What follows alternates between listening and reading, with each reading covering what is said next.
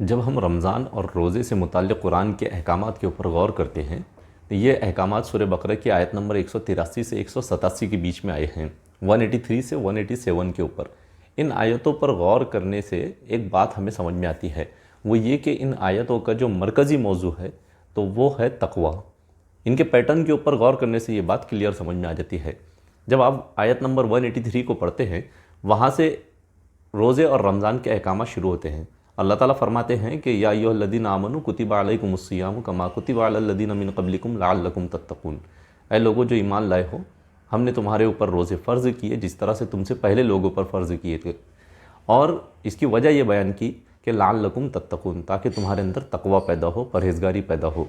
پھر روزے کے احکامات پورے شروع ہوتے ہیں اور پھر اس کی باریک باریک چیزوں کے اوپر ڈیٹیل میں بات کی جاتی ہے، اور آخر میں 187 کے اوپر ان احکامات کو ختم کیا جاتا ہے۔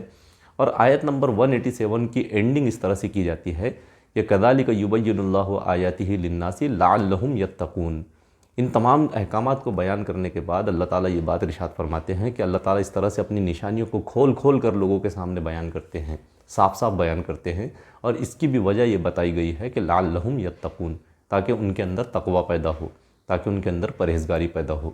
اس سے یہ بات تو کلیئر سمجھ میں آ جاتی ہے کہ رمضان اور روزوں کا مقصد صرف اور صرف ایک ہے، اور وہ یہ کہ انسانوں کے اندر، لوگوں کے اندر تقوی پیدا ہو، اللہ تعالیٰ کا خوف پیدا ہو، اللہ تعالیٰ کی پرہیزگاری پیدا ہو۔ جب تقوی کی بات کی جاتی ہے تو اس کو سمجھنا بھی ضروری ہے کہ تقوی اصل میں کسے کہتے ہیں، اور عام طور پر ہمارے ہاں پر اس چیز کو لے کر بہت بڑی بڑی غلط فہمیاں موجود ہیں کہ تقوی یا پھر متقی کس کو کہیں گے۔ ہم عام طور پر متقی کس کو سمجھتے ہیں؟ متقی کی ایک ڈیفینیشن، ان ریٹن ڈیفینیشن، جس کو کہیں آپ کو کتابوں میں لکھی ہوئی نہیں ملے گی،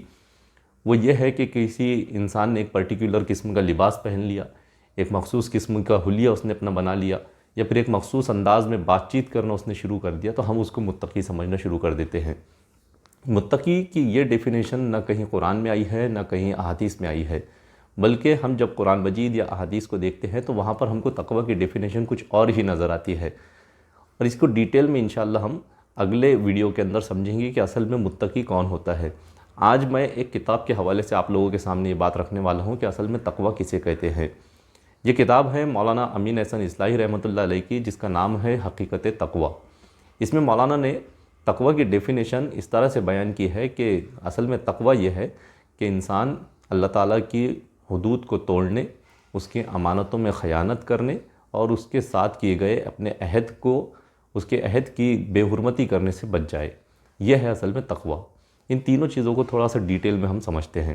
سب سے پہلی چیز جو انہوں نے بیان کی ہے وہ یہ ہے کہ تقوی یہ ہے کہ انسان اللہ تعالیٰ کی حدود کو توڑنے سے بچ جائے۔ اللہ تعالیٰ کی حدود کیا ہے؟ ہم جب قرآن مجید پڑھتے ہیں تو الگ الگ آیتوں میں جگہ جگہ پر ہم کو اللہ تعالیٰ کی چند حدود کے بارے میں بتایا گیا ہے۔ یہ کام کرو، یہ کام مت کرو، اس کام کو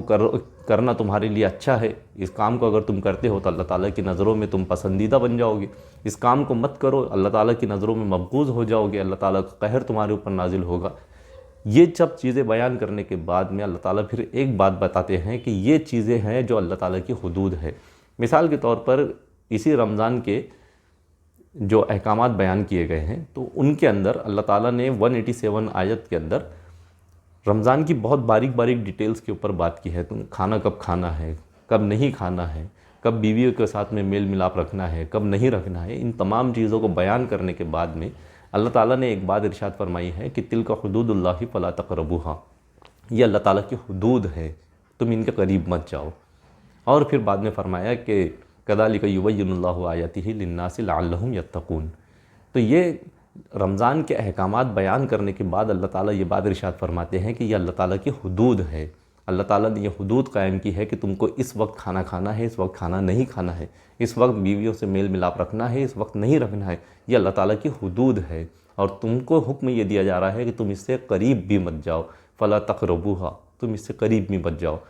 اسی طرح سے پھر جب ہم طلاق کے احکامات پڑھتے ہیں اسی سورہ بقرہ کے اندر، تو وہاں پر بھی اللہ تعالیٰ نے 2-3 مرتبہ یہ بات ارشاد فرمائی کہ یہ اللہ تعالیٰ کی حدود ہے۔ اللہ تعالیٰ نے وہاں پر طلاق کے طریقے بتائے ہیں، کس طرح سے طلاق دی جائے گی، کس طرح سے حلالہ کیا جائے گا۔ ان سب چیزوں کو بیان کرنے کے بعد میں اللہ تعالیٰ نے وہاں پر بار بار یہ بات ارشاد فرمائی ہے کہ تلک حدود اللہ فلا تعتدوها، اللہ تعالیٰ کی یہ حدود ہے، تم ان سے باہر مت نکلو۔ اللہ تعالیٰ کی یہ حدود ہیں جس کو اللہ تعالیٰ ان لوگوں کے لیے بیان کرتا ہے کہ جو علم رکھتے ہیں۔ تو اللہ تعالیٰ نے جب کبھی بھی اپنی حدود کا ذکر کیا ہے تو وہاں پر چند احکامات آپ کو دیکھنے کو ملیں گے۔ تو ہم اگر یہ چاہتے ہیں کہ اللہ تعالیٰ کی حدود ہم کو سمجھ میں آئے تو اس کے لیے ہم کو قرآن مجید ضرور پڑھنا چاہیے ترجمے کے ساتھ میں۔ دوسری جو چیز مولانا امین احسان اصلاحی رحمۃ اللہ علیہ نے لکھی ہے وہ یہ ہے کہ اللہ تعالیٰ کی امانتوں میں خیانت کرنے سے بچنا۔ اب یہ امانت کیا ہے؟ یہ امانت اصل میں وہ خلافت ہے جو اللہ تعالیٰ نے ہم کو عطا کی ہے، جس کا ذکر اللہ تعالیٰ نے سورہ بقرہ میں کیا ہے کہ انی جاعل فی الارض خلیفہ۔ یہ خلافت جو ہے تو یہ اللہ تعالیٰ کی بہت بڑی امانت ہمارے پاس میں ہے، اور اس خلافت کے نتیجے میں اس پوری دنیا کی جو امانت ہے تو ہمارے ہاتھ میں آ گئی ہے۔ اب اس دنیا کو اور اس کے اندر موجود چیزوں کو ہم کیسے استعمال کرتے ہیں، چونکہ یہ اللہ تعالیٰ کی دی ہوئی امانت ہے، اور امانت ہم کبھی بھی اپنی مرضی سے استعمال نہیں کرتے، بلکہ جس کی امانت ہو، جس کی چیز ہو، اسی کی مرضی کے مطابق یا تو اس کو استعمال کرتے ہیں یا استعمال نہیں کرتے ہیں۔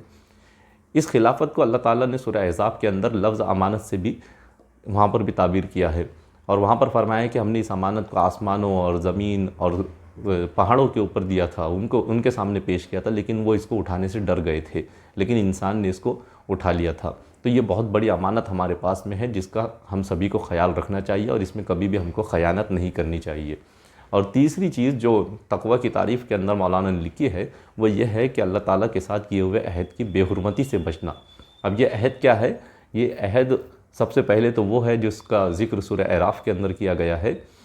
کہ اللہ تعالیٰ نے ہم سب سے یہ پوچھا تھا کہ الست بربکم، کیا میں تمہارا رب نہیں ہوں؟ اور ہم نے سب نے کہا تھا کہ بلا،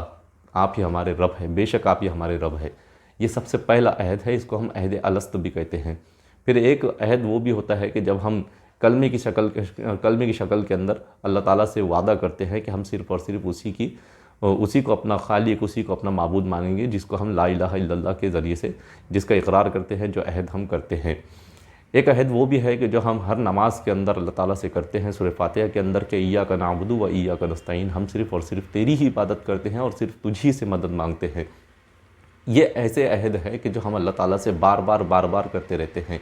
ان کو ہم بار بار رینیول بھی ان کا کرتے رہتے ہیں، بار بار تجدید کرتے رہتے ہیں۔ تو ہمیں چاہیے کہ ہم ان عہد کی بھی پابندی کریں، ان کی بے حرمتی کرنے سے بچیں۔ اس ڈیفینیشن کے حساب سے جب ہم اگر غور کریں گے تو ہمیں یہ بات سمجھ میں آتی ہے کہ اصل میں تقویٰ یہ ہے کہ انسان ہر حال میں اللہ تعالیٰ کو یاد رکھے، اس کو حاضر ناظر جانتے ہوئے زندگی گزارے، ہر لمحے میں، ہر سیکنڈ کے اندر، زندگی کا ہر کام کرتے وقت اس بات کا خیال رکھے کہ اللہ تعالیٰ مجھے دیکھ رہا ہے، وہ مجھ سے اپنی زندگی کا حساب لینے والا ہے، پوری زندگی جو اس نے عطا کی ہے آخرت میں مجھے اس کے سامنے جواب دہ ہونا ہے کہ میں نے اپنی زندگی کو کن کاموں کے اندر گزارا۔ یہ اصل میں تقویٰ ہے، جب انسان اللہ تعالیٰ کو حاضر ناظر جانتے ہوئے زندگی گزارے گا، جب اللہ تعالیٰ کو یاد رکھے گا ہر کام کے وقت، اور جب اس بات کا خیال رکھے گا کہ مرنے کے بعد اس کو اپنی زندگی کا حساب دینا ہے، تو اس کی پوری زندگی سنور جائے گی، وہ اللہ تعالیٰ کے حکم کے مطابق گزرے گی، اور یہی اصل میں تقویٰ ہے، اور یہی رمضان اور روزوں کا بھی مقصد ہے۔